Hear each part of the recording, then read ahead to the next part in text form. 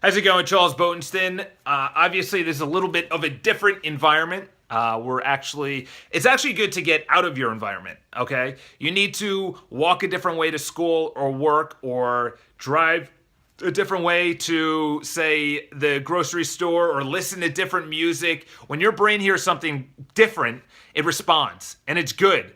As Tony Robbins says, there's 6 human needs, and one of them is variety. You got to have variety in your life. Variety as in different foods, different experiences, traveling, or different books, or passions. Take up piano, or shout out to my buddy who might be watching this, or take up a second language, something that pushes your brain, that grows your brain beyond where it is. Maybe learn a different subject or industry or whatever. You know, something different. Take up ice skating or hockey or a different sport, whatever. What we're going to be talking about is super important, okay? You've probably heard it before. You may have heard it in high school or middle school or wherever they're teaching it now or online or in self-development, but neurons that fire together wire together. And what does this mean? Listen, I'm not a scientist. Everything I'm going to be talking about isn't going to be like uber scientific, or it's not going to be crazy in depth. I may say words, but from my best of knowledge, from the knowledge that I know best, that's the best way to say it, is that it's really rooted in habit.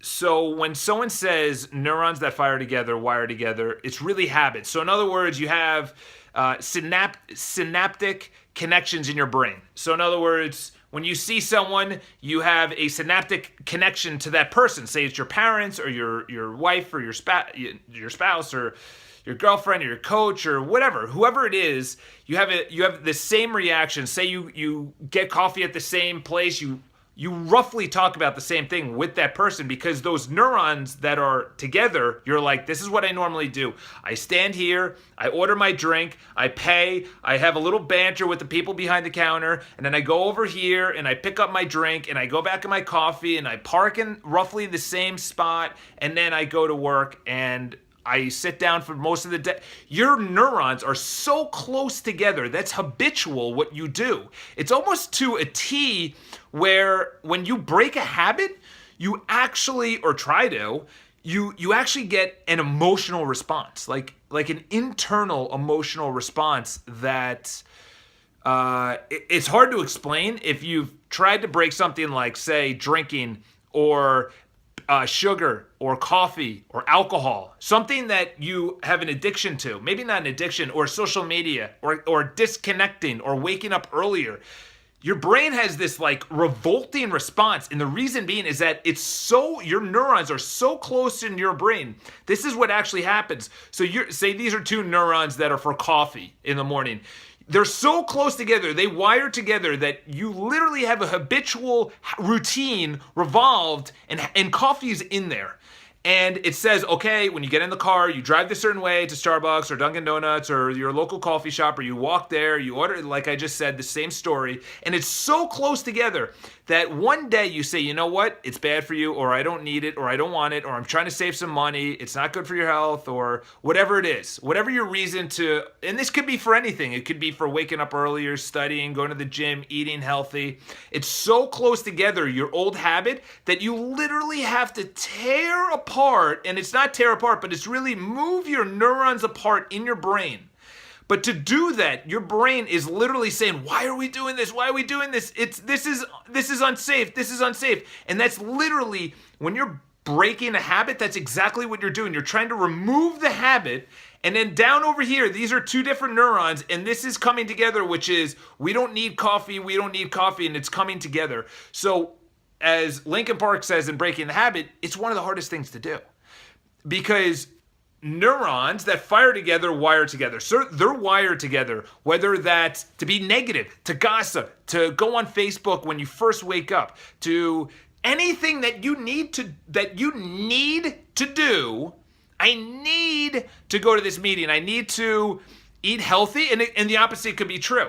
So this is the biggest thing, is you have to understand that you've created habits, routines in your life that are beneficial to you, which is drinking a lot of water, being positive, say watching these videos, self-development, reading, whatever. And then you also have negative ones. Everyone has negative ones.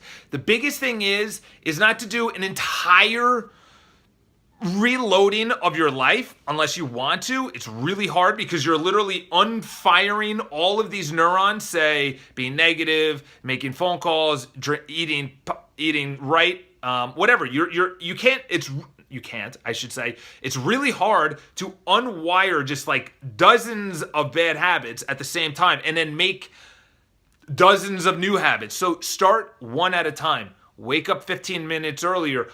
Unbreak one habit that creates a new one, and then you're 15 minutes earlier, and then this habit's broken. Then go to coffee, then go to studying, then go to eating right, going to the gym every single day, being positive, complimenting, saying I love you, scratching someone's back, taking out the trash, volunteering, giving back, saving, starting a business. Whatever the case is, you have to understand that the reason you feel an emotional addiction is because it's not emotional.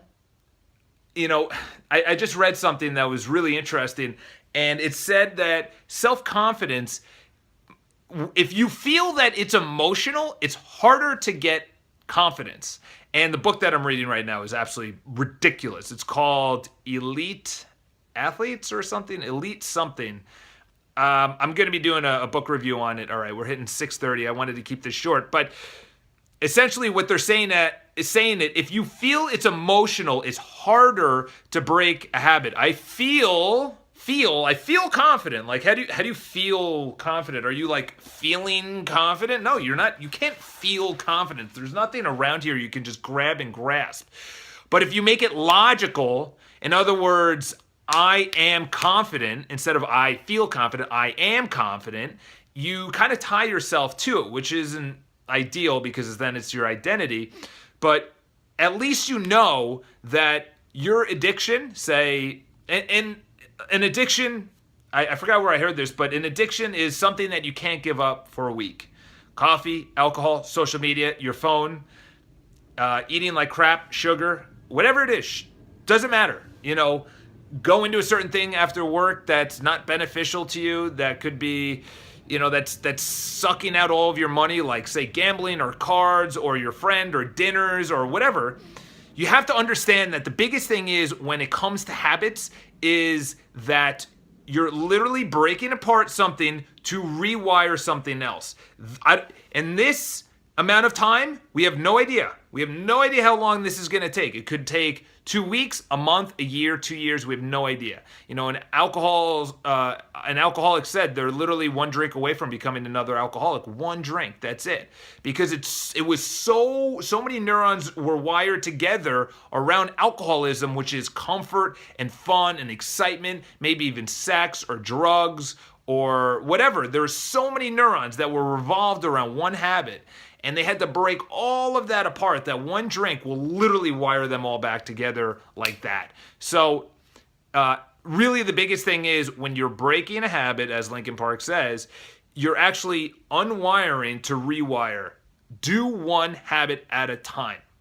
You can't do a slew. That's why it's so challenging. So I hope this helps a little bit. I'm back. I'm going to be making a bunch more videos. I actually have so many topics to be talking about right now. Subscribe to below. But let me know if you have any questions with this, because I covered, it was like a very broad and all over the place video, but it's one of the biggest things that you have to understand is that there's a process to breaking the habit of anything that you want to break, because you can't just eliminate sugar. You have to replace sugar, as Charles Duhigg in The Power of Habit talks about. You can't just eliminate alcohol. You have to replace it. My friend, he is now sober for a couple of months now. He went to AA and whatnot. He replaces it with O'Doul's, which is non-alcoholic beer. And he had to replace it. You can't go to a bar or hang out with people as if you were once an alcoholic and just sit there. You need to replace it with like cranberry juice or Red Bull or something. So I hope this video helps a little bit. Hope all is well. And let me know what your comments are below. Talk to you soon.